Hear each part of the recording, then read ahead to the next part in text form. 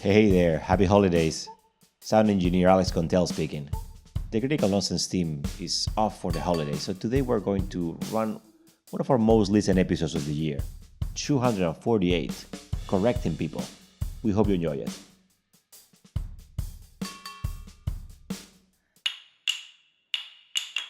This is Critical Nonsense, our high-lowbrow show about culture, science, and tech.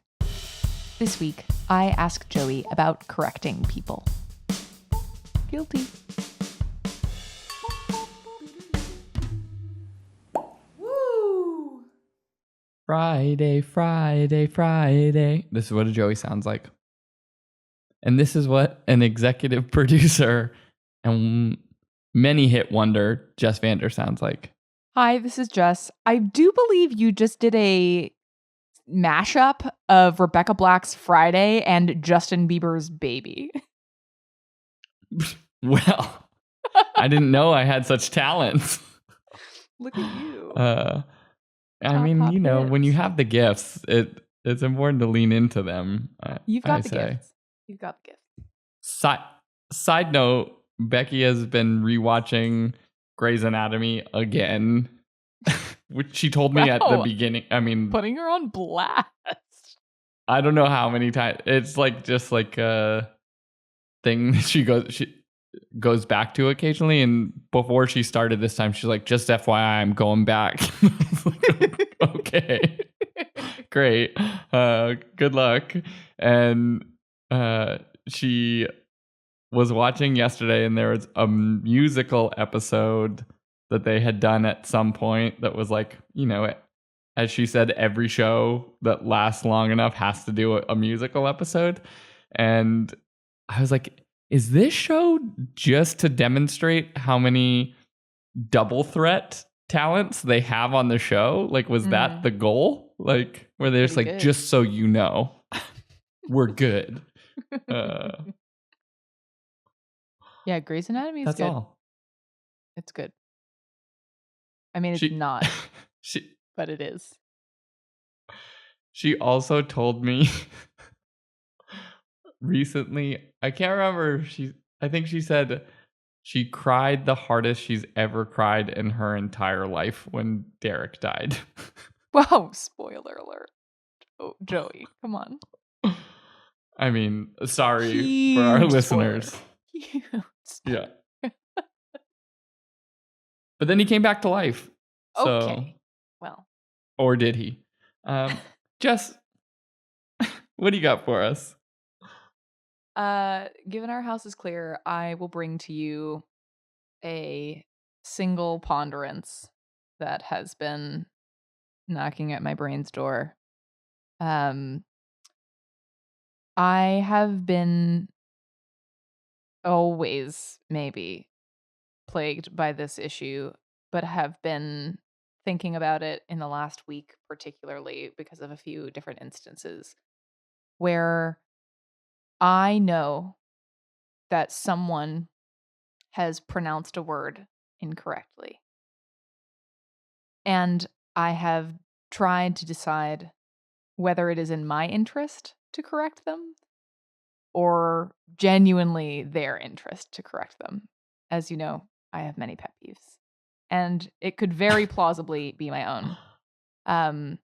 It's also a question that is so much more than just, is this, you know, is someone's pronunciation of a word, like, that could be, you know, brought by so many different reasons, brought about by so many different reasons, like what language they speak as their first language. It could be like where they first heard that language, like where that word, like maybe they were taught it by somebody else a certain way, maybe they read it a certain way, and it's kind of complicated.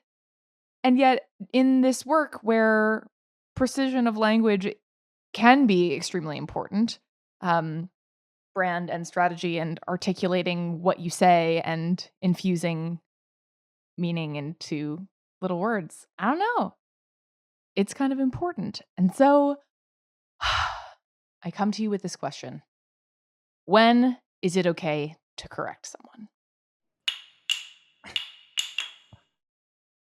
First of all,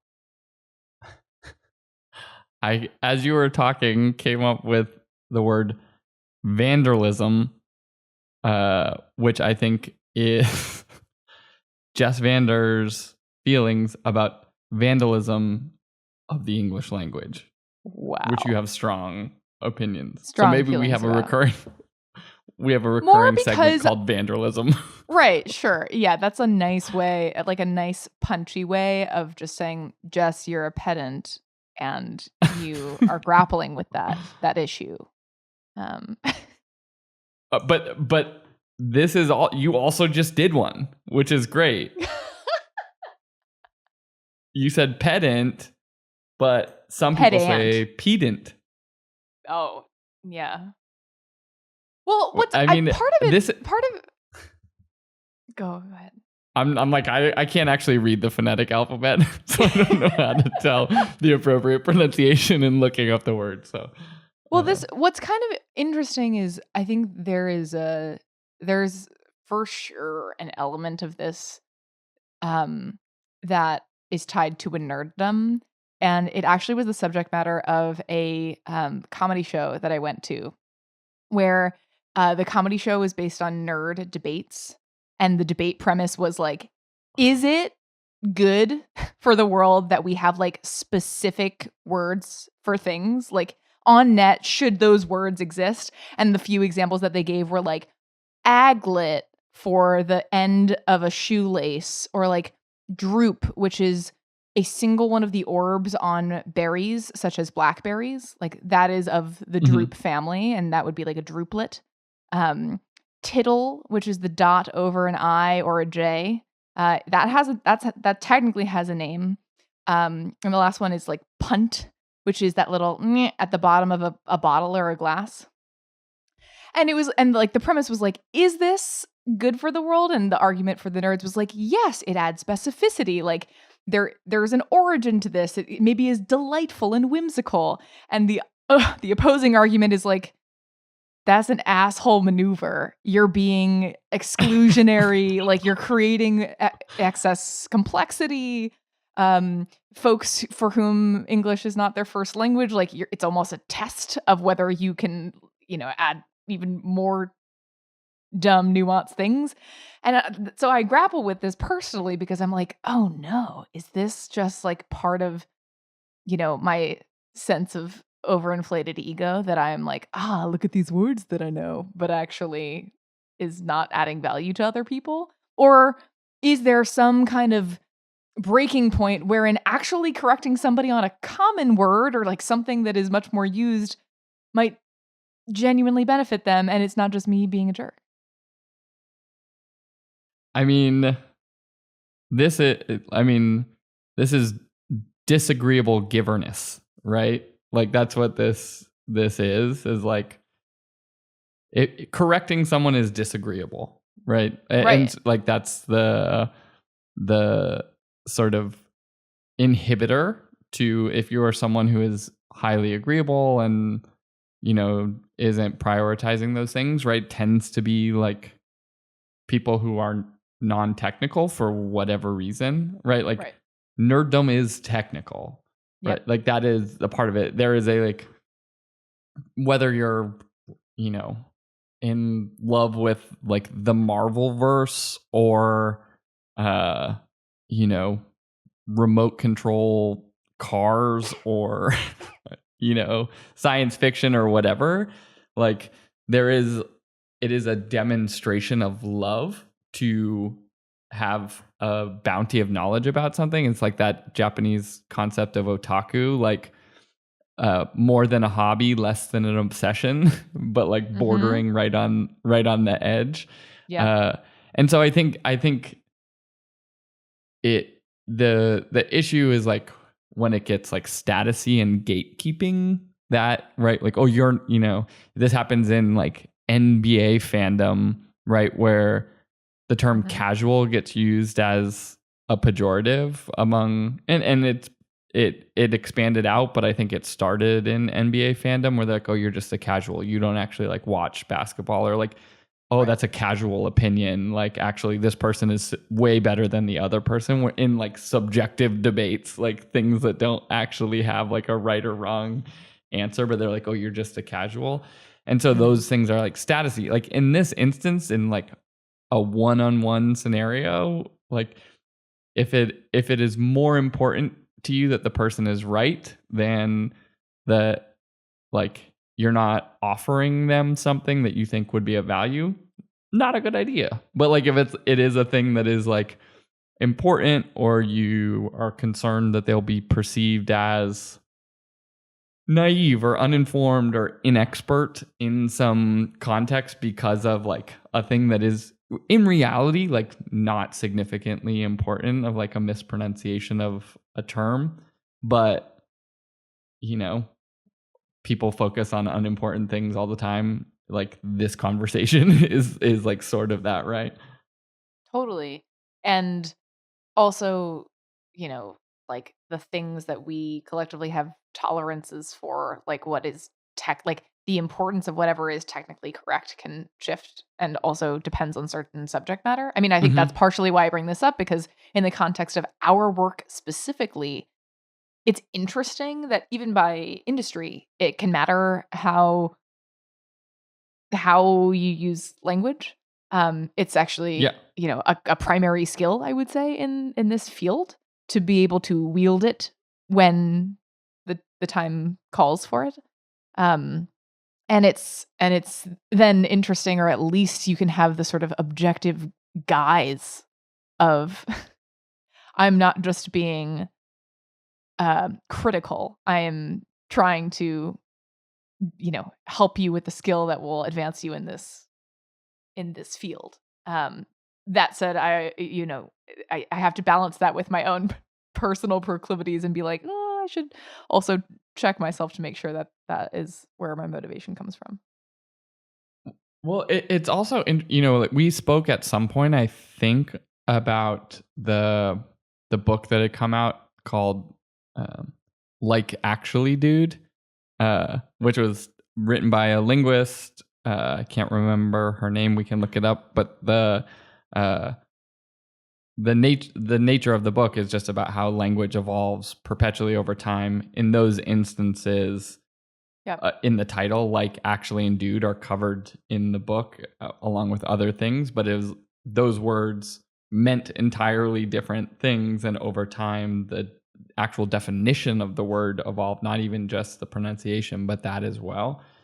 And so there is this nature in what you're talking about. There's a conservative instinct and a progressive instinct, not Totally. in the political sense, right? But it is like the orientation towards conservation of a thing that you find important. Yes. Right. This Yes. is why in like otaku based subjects like Marvel Comics, for example, if the writers of the movies do not hold closely enough or honor enough or put Easter eggs into the films for the people who have a conservation type mindset because they love the thing as it was, Yes. then they will lose those people. But the other people like don't really care. They're just like, oh, it's a fun movie. Even if they read the comics, like they're like, sure, like make a new story. I don't care. Like I like stories.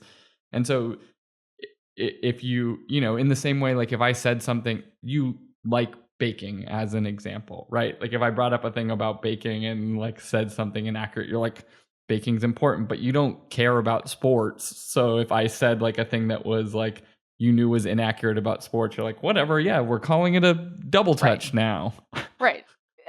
Basically, that it personally may not even matter to me how correct it is, because we're playing loser here. I think that idea of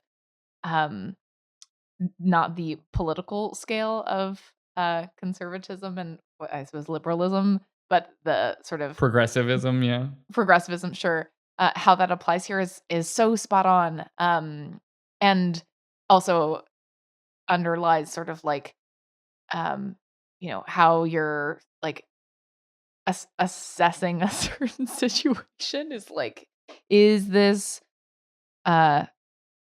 my own sort of motivation showing or in the context of what is like valuable correctness words. It's funny too because I think that some of that conservatism might look like, oh, I'm trying to make all sorts of things I'm trying to make sure that other people know that I know what is the correct thing. And it's funny because there are also many occasions where it's like, well, I'm actually more concerned that you, other person, will encounter someone else who thinks that way. And whether that is a noble cause or not. Are you demonstrating altruistic pedantry? This is the question. I think it actually relates to even emerging parenting styles, wherein to reconcile the cognitive dissonance between like I'm trying to let my kid like do whatever they want, but also like I do want to be able to take them to a restaurant and at that restaurant fit into the social mores of society today so that other people don't judge me. So I need my kid to be capable of doing the dance, even if I don't personally believe that this is fair. So here's an instance. I learned that auditorily as mores, social mores. And you just said mores. So I don't actually know what the right answer is, but there's one. No, but I think like that permissive, like where do you want to be permissive for intention versus, and like parenting is a really good example. Like what are the important things? Like you let your kids get away with a lot of things, but you set like some threshold where it is or isn't okay. And like restaurant behavior as an example, right? Like my wife, Becky, is like pretty permissive with Emerson around a lot of things, but like restaurants are important to her. And so it is like the least permissive environment that she exists in with our daughter is like restaurants. It's like, no, you behave appropriately in restaurants. It's not even like public spaces. Like that's not even the thing. It's not like she like enforces a thing on the subways or, in a store or whatever. It is like restaurants are special to her. And so there's a way to act in a restaurant. Yeah, but and it's interesting to balance that with one's own personal values and preferences and like what things matter to you, but also just what an awareness of a certain group or place or community, like what that group cares about, and if you have the preparedness to navigate that at will. I mean, that's the other thing is like, can you just turn it on? If you had to, can you just turn it on and even if you don't really care? I also, besides all of this, which thank you for making my swirl sound smart. You have many more clear thoughts about it than I. I think there are other parts that are really just fun, almost like there is this phenomenon that I now call Ryaning, where Ryan will go over to somebody's home and lean into the host and say, "Did you know that there's a little plastic film on top of your microwave? And you can just peel that off." And they'll be like, "No, what are you talking about? My microwave is just like falling apart. It just looks like that." And I'll be like, "Watch this." And as with a magic trick, we'll like peel off this little plastic corner and reveal that sort of like peeling phenomenon where the buttons are is not in fact a defect of the microwave. It's that there is a protective film that just hasn't been removed that was sort of just wearing away by use of the microwave, and the people will be like, "Oh my goodness, that's amazing." You restored my microwave.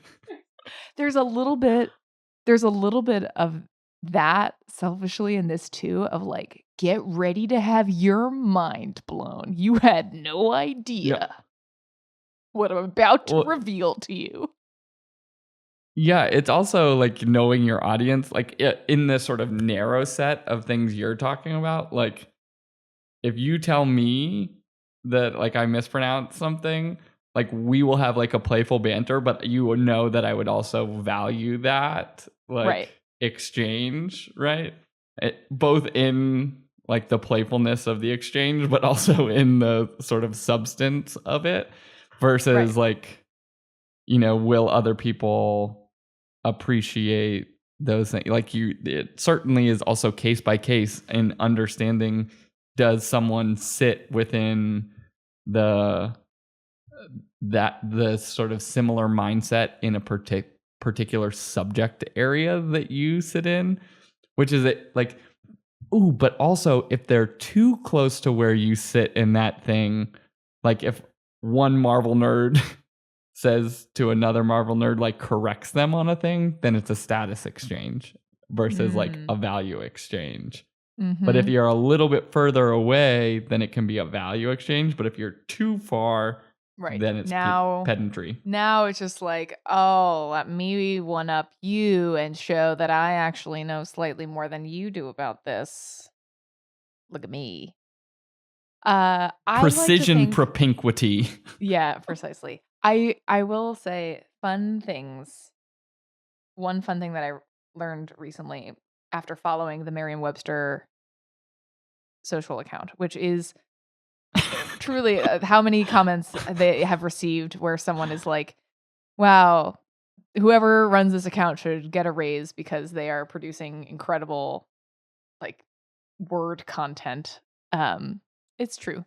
But one of the things that they shared recently, which maybe no one else cares about, but I thought was really cool, and I can just enjoy for myself for no status reasoning at all, because I had never known this, but after they said it, it made a lot of sense, is that many words in the English language can be converted from a noun to a verb depending on where the emphasis is put.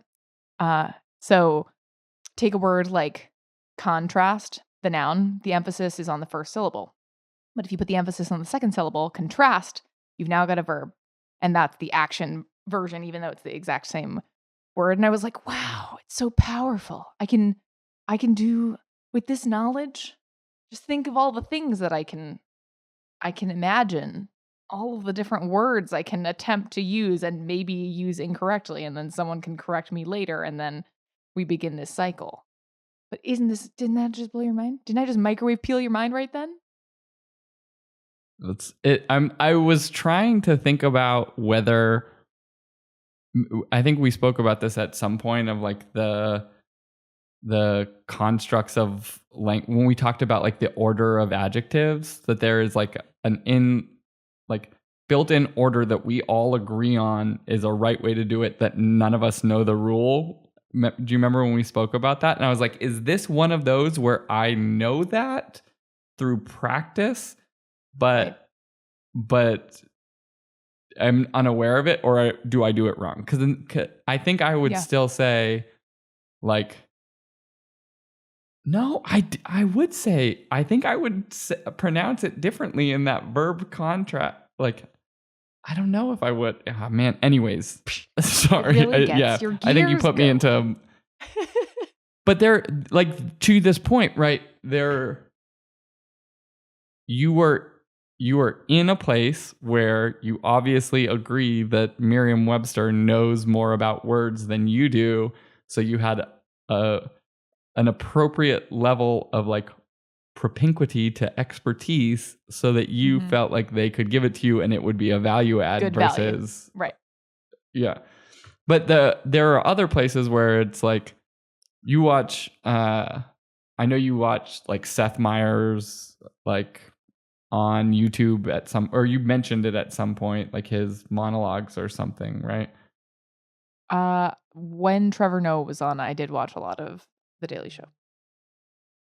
Maybe that's what. Well, Seth Meyers has a segment called Closer Look. It gets a ton of views on YouTube. Have definitely seen it. Yeah. People that, yeah. But he then does at the end of the week on Fridays, when he has like the 4 days a week of a show. On Fridays, he does a YouTube only show called Corrections. And it is just the people in the YouTube comments that have been correcting him on things all week.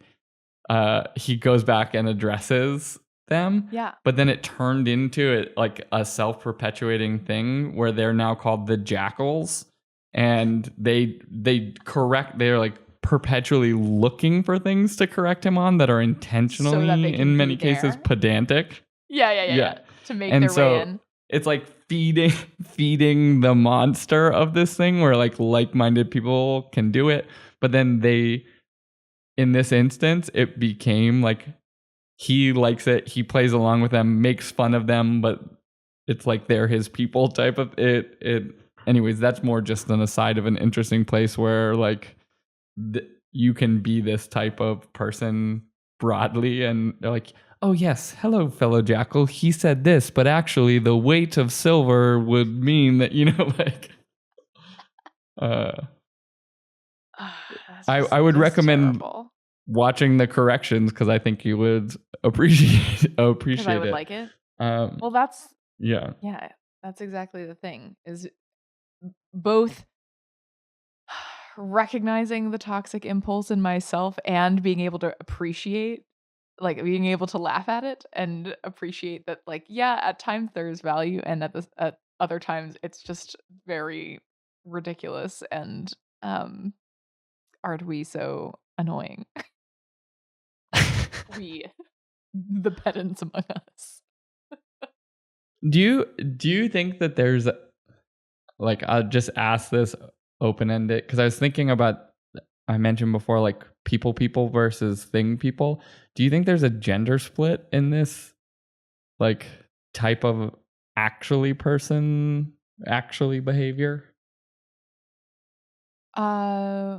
It's very interesting. I'm certain it matters more about the gender split of whatever the subject matter is, and those that care a lot about it and have the passion so that they want to be the ones to correct you. The one example that comes to mind for my interests is the now infamous New York Times cooking comments sections, wherein people are constantly saying so horrible that it is hilarious corrections to the recipes, sometimes actually rooted in their own ignorance rather than in actually being useful. They'll be like, it said to do this, and everyone else piles on after being like, no, it did not. You just definitely read it wrong. That was a reading comprehension issue. Yeah. But and even that I'm trying to think is that like you'd only be able to sort of guess gender based on people's usernames. So I'm not even sure I have a good handle on that, but I certainly I can imagine that there's sort of the throng of people eager to finger wag in any space, and certainly that you can find some gems in that gold mine. Yeah, I was just thinking about that, like some of that economics research that was saying there's like a 70-30 split, men and women, between people and thing people. Like men are more likely to be thing people, but not exclusively, and then the opposite. So I was just like, are we just saying thing people are the actualies? But it doesn't sound like that's the case. All right, well, do you want to wrap it up? Yeah, I mean, I think you have done so much to help turn my jumble into a thoughtful and considered way of breaking down when to correct someone, when ideally you're adding value, and the relationship between the two of you and the sort of space and the context around which you're offering a correction is actually the thing, whereas spaces that are more driven by status or a subjective opinion that you're bringing, or your own personal desire to prove to your own self that you knew a thing, that is when you are correcting someone, not to offer a correction, but to foist it upon someone who maybe doesn't deserve that, and maybe it's actually your own fault and you're the problem. And by you I mean me. So for all intents and purposes, I'd like to say that we have covered the ground here, and I'm going to cogitate on this. Very good plan. Words. I thought it was pronounced Jumble. It's not Jumble? Just kidding. All right. Well, we did it. Critical Nonsense is a Sylvain production. As always, we'd like to thank our executive producer and chief pedant, Jess Vander. We'd like to thank our recording help and sound engineer and suggester, unclear, Alex Contel.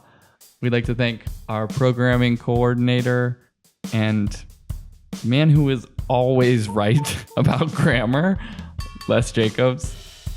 We'd like to thank Nora Mestrich and Sarah Gilbert for everything that they do and the fact that they're actually never right. I know, tough news. And as always, thanks, Elen. And special thanks to Miriam and Webster, whoever they are.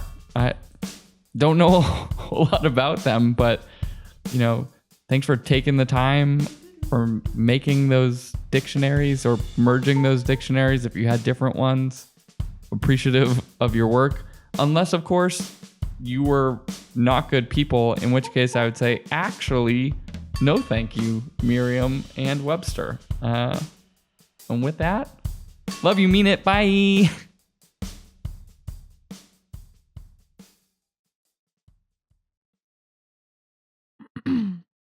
Okay, we're in business.